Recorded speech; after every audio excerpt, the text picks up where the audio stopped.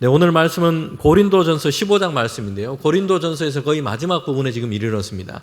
고린도전서는 전체가 16장까지입니다. 그런데 16장은요, 인사말입니다. 그러다 보니 15장은 바울이 전하고자 하는 결론적인 말씀 그 부분이다, 이렇게 우리가 생각할 수 있습니다. 15장에서요, 결론적으로 마지막 부분인데 거기서 바울이 뭘 얘기를 하고 있습니까? 부활에 대한 말씀을 전하고 있습니다. 바울은 이처럼 마지막 결론부의 부활에 대한 말씀을 지금 놓고 배치시키고 있다라는 것입니다. 성도 여러분, 우리가 어느 지점에 뭘 배치하느냐 하는 것은요, 생각보다 이게 중요한 문제입니다. 여러분 대형마트에 장을 보러 자주 가시죠?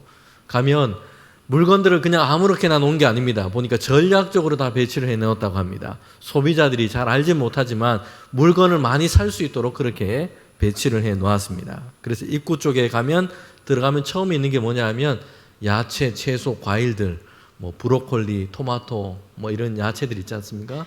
그래서 이제 장을 보러 들어가면서 처음에 카트에 담는 것이 다 이런 겁니다. 건강에 좋은 것, 자연에서부터 난 것, 이런 것을 카트에 다 담습니다. 그리고 나면 사람들 마음속에는 이제 안심이 됩니다. 내가 건강에 좋은 것 이렇게 많이 담았으니까 그 다음부터는 내 입에 좋은 것, 가공식품들, 감자칩, 소세지, 라면 이런 거를 이제 중간에 배치를 해 놓습니다. 그러면 이제 마음껏 그거를 이제 카트에 담기 시작합니다. 사람들의 어떤 마음과 심리적인 것까지 그렇게 읽으면서 상품을 다 배치를 해 놓았습니다. 그래서 이 마음속에 보상 심리, 내가 이렇게 건강에 좋은 거 샀으니까 다음부터 내 입에 좋은 거 사도 되겠다, 이렇게 유도를 하고 있다는 겁니다. 전략적으로 상품을 배치를 해 놓은 것입니다. 여러분, 바울은 고린도 교회 성도들에게 서신을 보내고 있습니다. 그들의 믿음을 새롭게 세우기 위해서입니다. 고린도 교회 안에는 여러 가지 문제들, 어려움들이 많았습니다. 그들에게 하나님의 말씀을 가르치고 다시금 신앙 안에서 교회와 성도들이 올바르게, 바르게, 건강하게 잘 세워질 수 있도록 그렇게 말씀을 전하고 있습니다. 여러분, 그러면서 사도 바울은요, 처음 부분과 마지막 부분에 전략적으로 배치를 해놓은 것이 있습니다. 그것은 1장 말씀해 보면 고린도전서 1장 처음 부분은요, 뭘 얘기를 하고 있냐면 예수 그리스도의 그 십자가와 그 은혜에 대해서 바울은 얘기하고 있습니다. 그리고 마지막 부분에 보면 15장에 보면 뭘 얘기를 하고 있습니까? 예수 그리스도의 부활과 그 소망에 대해서 밝히고 있다는 겁니다. 이처럼 시작하면서 그리고 마지막 부분에 예수님에 대한 이 신앙의 고백을 세워놓고 있습니다. 여러분, 세상도 그렇고요, 교회도 어려움이 많습니다. 유혹과 시험이 많습니다. 그러다 보니 어둠과 악, 혼란과 논란거리들이 존재하는 이런 세상 가운데 주의 성도들은 살고 있습니다. 개인적으로도 성도들은 연약함, 실수, 죄악된 모습들을 안고 믿음 생활을 하기도 합니다. 그런데 바울은 이런 주의 성도들에게 지금 우리가 바라봐야 할 중요한 두 가지 지점을 시작과 끝에 두고 있다는 겁니다. 시작 부분에, 결론 부분에 우리가 지금 믿음의 길을 제대로 가고 있는지 이 두 지점을 날마다 확인하면서 믿음의 삶을 살아갈 수 있도록 해놓은 것입니다. 두 지점을 바라보면서 중간에 우리가 균형 있고 건강하게 믿음과 삶을 세워갈 수 있도록 그렇게 해놓은 것입니다. 바울은 그래서 고린도 교회 성도들에게 전하는 말씀에 보면 1장에서는 예수 그리스도의 그 십자가 그 은혜에서부터 시작하고 있습니다. 그리고 마지막 부분인 15장에는 그 목적 지점으로 부활과 소망을 향해 가도록 그렇게 말씀하고 있습니다. 이를 통해서 결코 이탈해서는 되지 않는 믿음의 이 길의 궤적을 우리에게 말씀해 주고 있습니다. 시작과 마지막을 보여줍니다.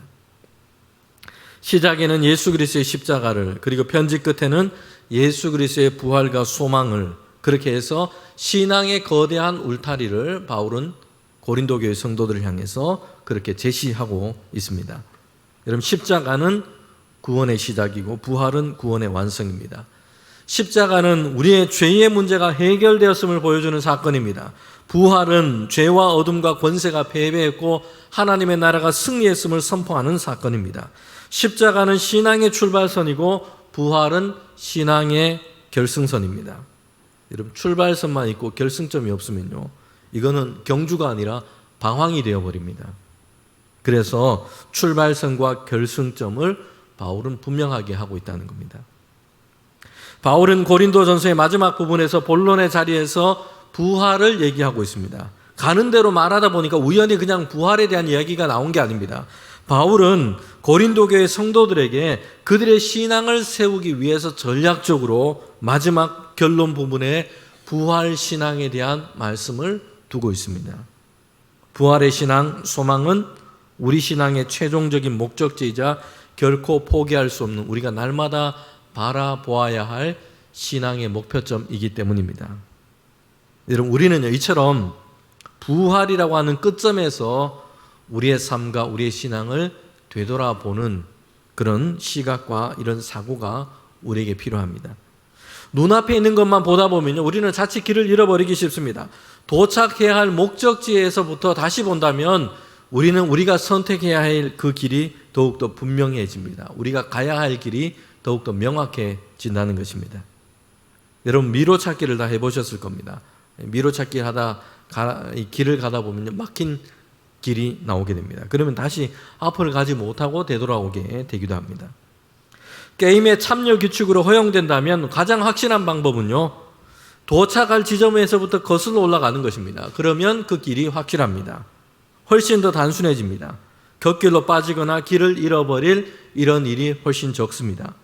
끝에서 시작하고 끝에서 생각하고 그리고 우리가 어떤 길을 가야 할지를 생각하는 것입니다.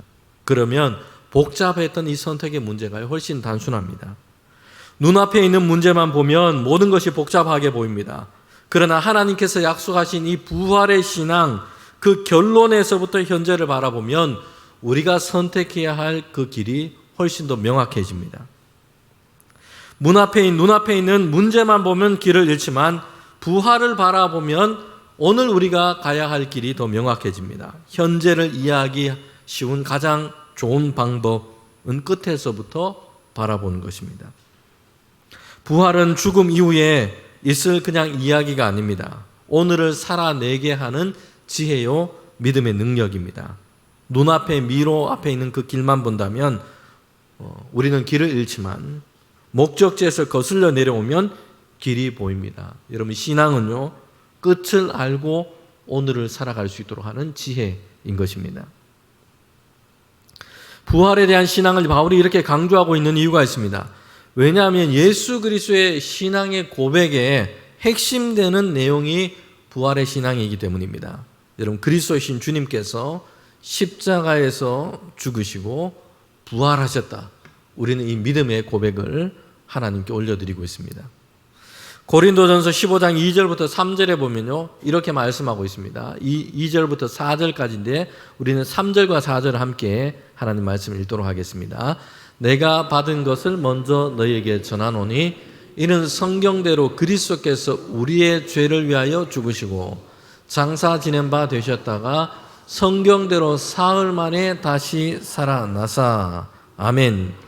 여기에 보면 예수님에 대한, 그리스도에 대한 신앙의 고백 두 가지 중요한 기둥을 우리에게 밝히고 있습니다. 먼저는요, 예수님께서 우리를 대신하여 우리의 죄를 위하여 십자가에서 죽으셨다라는 신앙의 고백입니다. 그런데 이렇게 우리의 죄를 위하여 십자가에서 죽으셨다라는 것으로만 끝나지 않습니다. 성경이 우리에게 말씀하시는 그리스도의 신앙의 고백은요, 그 다음에 이어지고 있습니다. 장사 지낸 바 되셨다가 성경대로 어떻게 하셨다고요? 사흘 만에 다시 살아나셨다. 죽음의 권세를 이기시고 부활하셨음을 고백하고 있습니다. 여러분, 이것이 그리스도에 대한 신앙의 고백의 두 기둥입니다. 예수님께서는 우리의 죄를 대신하여 십자가를 죽으셨으나 이것으로 끝난 것이 아니라 또 다른 신앙의 고백의 기둥은 사흘 만에 다시 살아나사 부활하셨다는 것입니다. 십자가에서 우리의 죄를 대신하셨다. 속량과 구원의 은혜이면서 동시에 두 번째 믿음의 기둥은요, 사흘 만에 다시 살아나사 부활의 영광과 승리를 우리는 믿음으로 고백하는 것입니다. 여러분, 새가 하늘을 날 때는요, 두 날개가 필요합니다. 오른쪽 날개만 있으면 되는 게 아니고 왼쪽 오른쪽 두 날개로 하늘을 날아오를 수 있습니다. 만약에 한쪽 날개만 있다면 새는 추락하고 말 것입니다. 기독교 신앙, 그리스도에 대한 신앙의 고백에는 이 두 날개가 있습니다. 그것은 십자가와 부활입니다.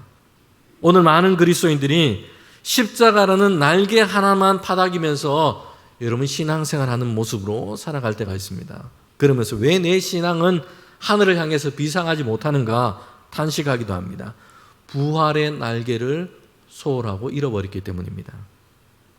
사도 바울이 결론 부분에서 이렇게 강조한 이유가 바로 여기에 있습니다. 여러분 고린도 교회 성도들 중에는요, 다수는 실제로 반쪽짜리 신앙 고백을 가지고 있었기 때문입니다. 예수님께서 십자가에서 우리의 죄를 대신하여 담당하시고 죽으셨다, 그 은혜를 우리에게 베풀어 주셨다, 이것을 믿고 있습니다. 그런데 또 한 가지 중요한 부활에 대한 제대로 된 신앙을 갖고 있지 못했기 때문입니다. 당시 사람들의 생각은요, 헬라 철학이 지배했던 시대였습니다. 그래서 부활이라고 하는 것은 이걸 제대로 잘 믿지를 못했습니다. 죽음으로 끝나는 것이고 이제 죽음 이후에는 육체로부터 영혼이 자유하게 되는 것, 이것이 구원이라고 생각을 했어요. 몸의 부활, 부활의 신앙에 대해서 그들은 갖고 있지를 못했습니다. 그래서 사람들에게는 부활이라고 하는 것이 생소한 개념이었습니다. 생각을 하지를 못했습니다. 교회 성도들 중에도 부활에 대해서 성경이 말씀하시는 대로 바로 그렇게 알고 믿는 사람이 적었던 것입니다. 그래서 예수님의 그 십자가와 그 은혜에 대해서는 신앙을 고백하는 이들이 많았는데 주님의 이 부활에 대해서는 잘 알지 못하고 제대로 믿지 못하는 이들이 많았습니다. 반쪽짜리 신앙을 갖고 있었던 겁니다. 여러분 이런 경향은 오늘 우리 주의 성도들 가운데도 그렇게 많이 있습니다. 십자가의 은혜를 고백하고 있습니다. 기도할 때마다, 예배 드릴 때마다, 모일 때마다, 성경을 읽을 때마다 예수님께서 십자가에서 우리를 대신하여 죽으셨다, 우리의 죄를 속량하셨다, 이런 감사와 하나님의 은혜에 대한 감격이 있습니다. 여러분 그런데요, 부활의 영광이 무엇이고 이 부활의 영광과 부활의 신앙이 오늘 성도들의 신앙과 삶에 어떤 의미가 있는지, 어떤 능력이 되는지 여기에 대해서 잘 생각을 하지 못하고 살아갈 때가 많다는 것이요. 한쪽으로 치우친 신앙 고백을 갖고 있습니다. 여러분 그래서 바울은요, 결론부에서 15장에서 부활의 신앙에 대해서 강조하고 있습니다. 바울은 예수님께서 부활하셨다는 것이 명확한 확실한 사실임을 그들에게 전하고 있습니다. 성경이 말씀하시는 대로 예수님께서 부활하셨다라고 말씀합니다. 예수님의 부활에 대해서 사람들이 지금 잘 받아들이지 못하는 사람들이 꽤나 있었어요. 바울은요, 그들에게 예수님이 부활하셨다, 이게 성경이 기록된 대로 확실하게 주님께서 행하신 일임을 그렇게 말씀하고 전하고 있습니다. 고린도전서 앞서 읽은 15장 3절과 4절에 보면요, 그래서 성경대로라고 이렇게 강조하고 있습니다. 성경대로 주님께서 십자가에 죽으셨고 성경대로 주님은 부활하셨다라고 명확하게 그들에게 예수님의 부활을 증거합니다. 하나님께서 이미 말씀하신 대로 선지자와 예언자들을 통해서 이미 전하고 기록된 대로 주님께서 부활하셨음을 바울은 선포하고 있습니다. 여러분 동시에 바울은요, 예수님이 부활하셨다는 것을 증거하는데 수많은 목격자와 증인이 있다, 그러기에 예수님의 부활이 역사적인 사실임을 그들 가운데 전하고 있습니다. 부활에 관한 수많은 목격자들이 있음을 얘기하고 있습니다. 그러면서 바울은 자신도 예수님의 이 부활의 목격자요 증언자라고 고백하고 있습니다. 15장 8절부터 10절에 보면요, 맨 나중에 만삭되지 못한 나 같은 내게도 주님께서 보이셨다, 부활하신 주님이 바울에게 오셔서 보이셨다라고 고백합니다. 여러분 바울은요, 예수님을 원래 핍박했던, 예수 믿는 사람들을 핍박했던 사람이었습니다. 박해했던 바리새인이요 유대주의자였습니다. 그런데 이런 바울이 부활하신 예수님을 만나게 된 겁니다. 예수님께서 바울을 찾아오셨기 때문입니다. 그의 인생이 전적으로 바뀌게 됐습니다. 그래서 복음의 증언자, 전도자가 바울은 되었던 것입니다. 예수님의 제자들도 하나같이 바울처럼 예수님의 부활을 믿지 못했던 자들이었습니다.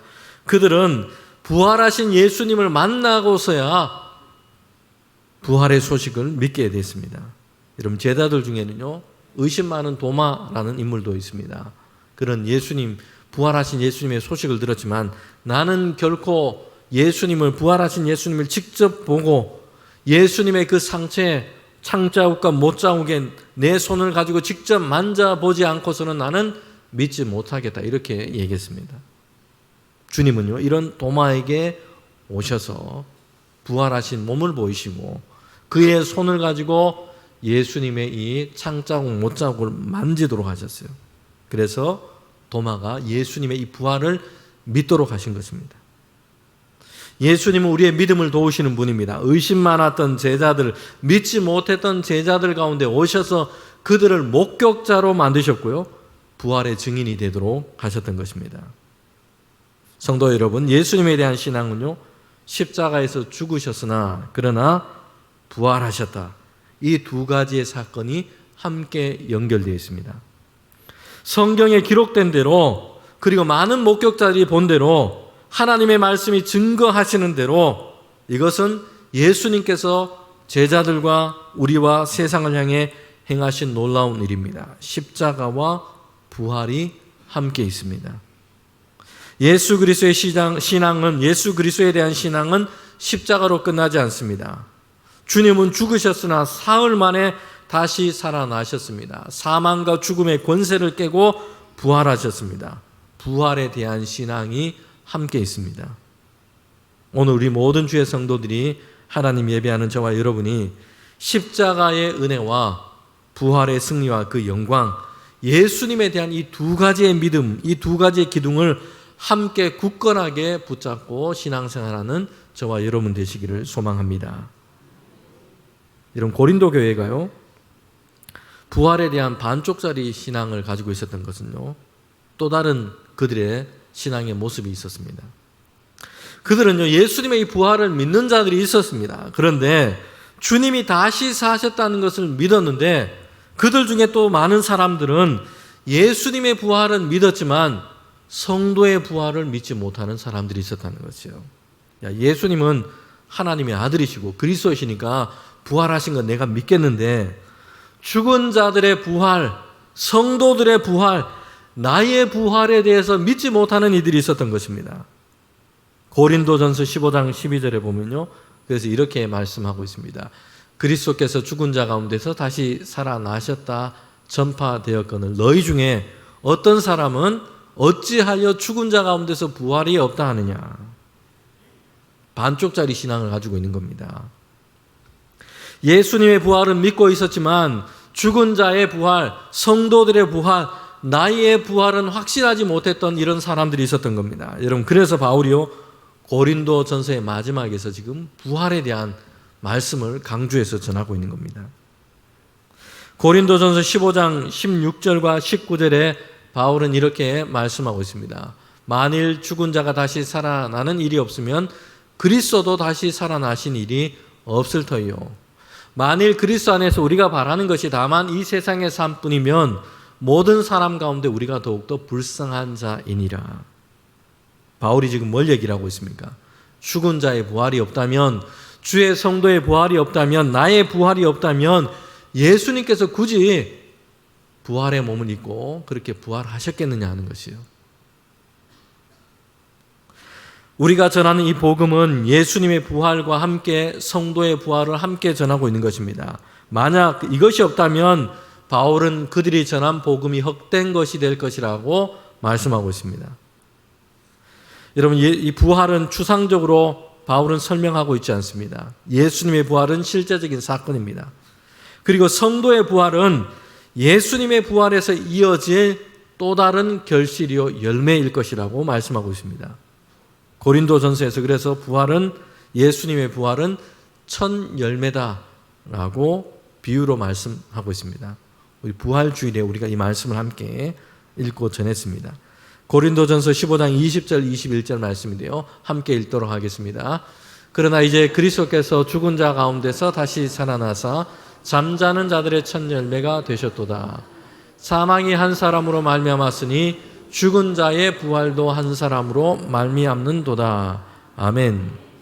예수님의 이 부활이 잠자는 자들의 첫 열매가 되셨다라고 말씀을 하고 있습니다. 첫 열매가 있다는 것은요, 그 다음에 수많은 열매가 이어질 것을 얘기하고 있습니다.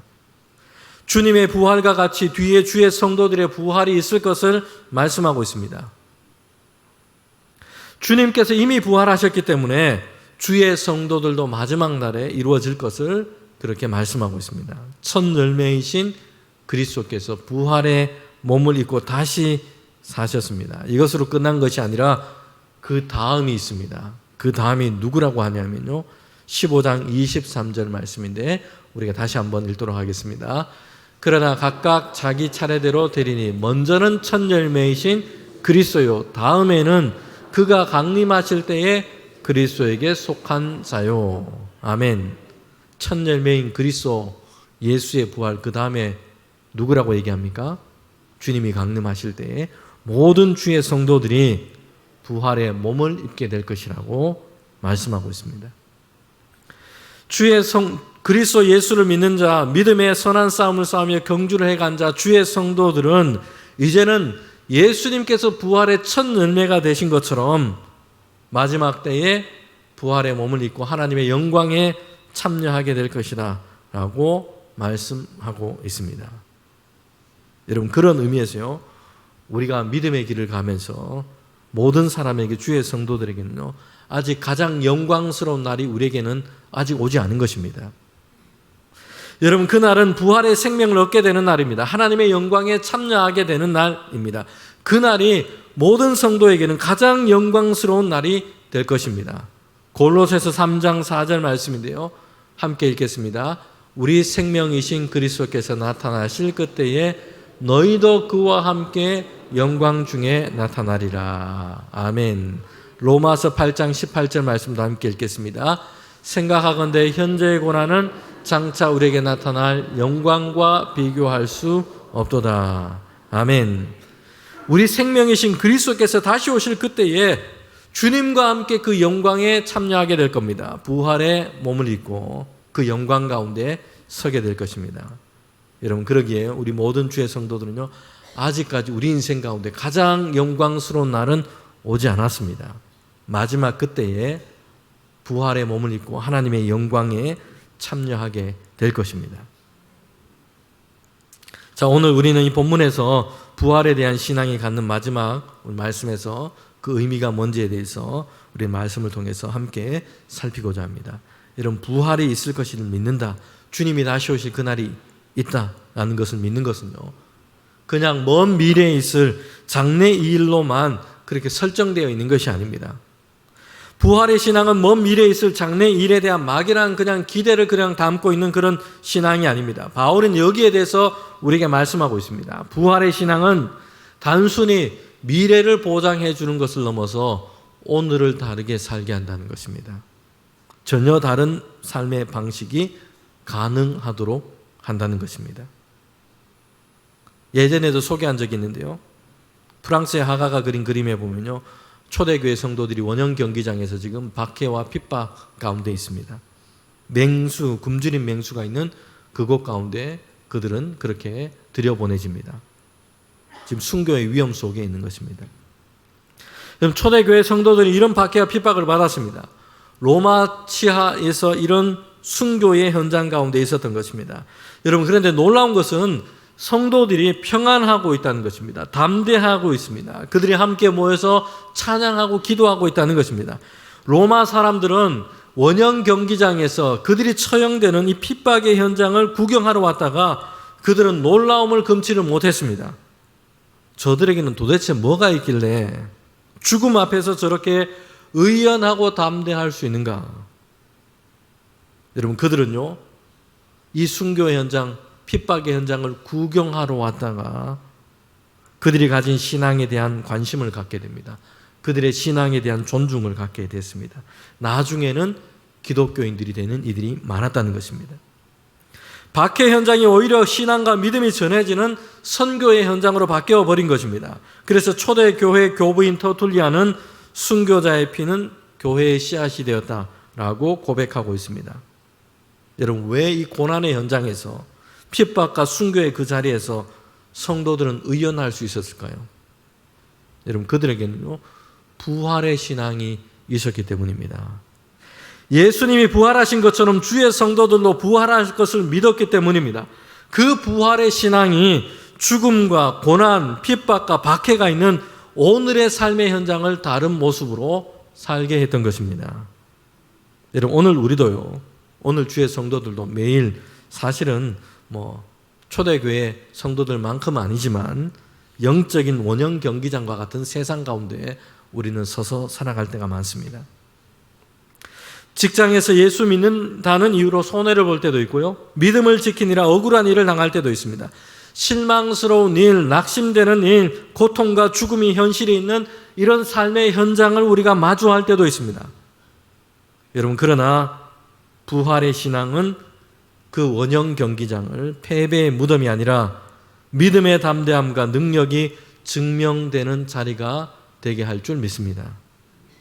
세상이 우리의 무력함이 아니라 우리 안에 살아계시는 예수 그리스도에 대한 참된 믿음의 능력이 무엇인지 보게 될 것입니다. 여러분, 부활은요, 오늘을 신실하게 살아가게 하는 능력이 됩니다. 어떤 삶의 상황 속에서도 믿음의 도를 지키며 살아갈 수 있도록 합니다. 고린도전서 15장 30절부터 32절에 보면요, 바울이 이래서 그의 자전적인 고백을 이렇게 하고 있습니다. 또 어찌하여 우리가 언제나 위험을 무릅쓰리요. 형제들아, 내가 그리스도 예수 우리 주 안에서 가진 바 너희에게 대한 나의 자랑을 두고 단언하노니 나는 날마다 죽노라. 내가 사람의 방법으로 에베소에서 맹수와 더불어 싸웠더라면 내게 무슨 유익이 있으리요. 죽은 자가 다시 살아나지 못하면 내일 죽을 터이니 먹고 마시자 하리라. 이런 바울은 고난의 삶의 현장 가운데 어떻게 그가 믿음을 지키며 특별히 복음 전도자로 모든 위험을 무릅쓰며 그가 날마다 죽는 그 심정으로 그렇게 살아갈 수 있는 그 담대함을 가졌는지 얘기하고 있습니다. 바울은요, 부활의 신앙을 가진 자였기 때문입니다. 바울은 부활이 있는 것을 믿었기 때문에 주님이 부활하신 것처럼 예수 안에서 바울 자신도 부활의 몸을 입고 영광을 얻을 것을 믿었습니다. 그래서 오늘을 다른 방식으로 그는 살아갈 수 있었다라고 고백합니다. 나는 날마다 죽노라 라는 이 말은 매일 그가 실제 삶의 현장에서 복음 전도자로 살아가면서 죽음의 위험을 직면했고 복음을 전하다가 박해와 고난을 당했다는 것을 말해줍니다. 맹수와 같은 사람들의 비방과 또한 어려움 속에 처해 있기도 했습니다. 그러나 바울은 그런 삶의 현장에서 옛사람은 죽고 사람의 방법으로 하지 않고 그들 가운데, 그런 세상 가운데 부활의 신앙이 있었기 때문에 하나님의 의를 구하며 믿음을 지키며 살아갈 수 있다라고 고백하고 있습니다. 낙심하지 않고 믿음으로 담대할 수 있었다라고 고백하고 있습니다. 여러분, 어떤 의사가 두 환자에게 이제 3개월 시한부 선고를 내렸습니다. 큰 병 때문이었습니다. 한 환자는 절망하면서 남은 그 기간 동안 매일 원망하면서 삶을 저주하면서 죽음에 대한 두려움에 남은 인생의 시간을 그냥 다 그렇게 보내버렸습니다. 근데 다른 한 사람은요, 자신이 장차 영원한 하나님의 나라, 그 부활이 그에게 약속되어 있음을 바라보았습니다. 남은 시간 동안 가족들을 더 사랑하고 용서하지 못했던 사람들을 찾아가 화해하면서 주변에 복음 전하는 가장 아름답고 신실한 삶을 살아냈습니다. 끝이 무엇이냐에 따라서 오늘을 사는 태도가 달라집니다. 사랑하는 주의 성도 여러분, 저와 여러분의 결론은 죽음의 허무가 아닙니다. 부활의 영광입니다. 영원에 이때여서 이제 오늘 주님께서 다시 오실 완성된 우리에게 임할 그 하나님의 나라를 소망 가운데 품고 이것을 기준으로 오늘의 삶을 세워가는 저와 여러분 되기를 소망합니다. 여러분, 고린도전서 15장 부활장의 마지막 구절이 뭔지 아십니까? 15장 58절인데요. 우리가 마지막으로 함께 읽겠습니다. 그러므로 내 사랑하는 형제들아, 견실하며 흔들리지 말고 항상 주의 일에 더욱 힘쓰는 자들이 되라. 이런 너희 수고가 주 안에서 헛되지 않을 줄을 알미라. 아멘. 부활장의 마지막은요, 오늘을 새롭게 살아가라 라는 것입니다. 오늘을 믿음으로 살아가라 라는 것입니다. 예수님께서 부활하셨습니다. 주의 성도도 우리도 부활할 것입니다. 죽음은 최종의 승리자가 아닙니다. 하나님의 나라는 오고 있습니다. 그러므로 오늘 현재에 하나님의 의를 사랑하고 죄를 멀리하며 살아가고 믿음으로 주의 일에 힘쓰는 것은 결코 헛되지 않을 것입니다. 부활에 대한 신앙은 믿음의 미래에 대한 지식이 아니라 현재의 삶을 결정하는 믿음입니다. 죽은 뒤에 필요한 교리가 아니라 오늘을 살아가기 위한 능력입니다. 부활을 믿는 사람은 죽음을 향해 가는 사람이 아니라 영광을 향해 가는 사람들입니다. 세상은 끝이 죽음이라고 말하지만 여러분, 성경은, 하나님의 말씀은 끝이 부활이라고 얘기하고 있습니다. 눈앞의 문제를 보면 낙심할 때도 있지만 부활을 보면 견딜 힘이 생깁니다. 세상은 한 번뿐인 인생 즐기라고 말하지만 부활을 믿는 성도들은 이런 세상 속에서도 결단을 할 겁니다. 영원한 생명이 있으니 오늘을 거룩하게 살겠다. 사랑하는 성도 여러분, 부활은 장례식장에서만 필요한 교리가 아닙니다. 부활은 내일에 대한 약속일 뿐만 아니라 오늘을 살아가는 믿음의 능력이 되기 때문입니다. 그리스도께서 살아나셨습니다. 우리도 부활의 생명을 입고 세상 가운데 임할 하나님의 나라를 살게 될 것입니다. 그러므로 흔들리지 마십시오. 낙심하지 마십시오. 오늘도 부활의 소망으로 살아내는 모든 주의 성도들 되시기를 주님의 이름으로 축복합니다. 함께 기도드리겠습니다.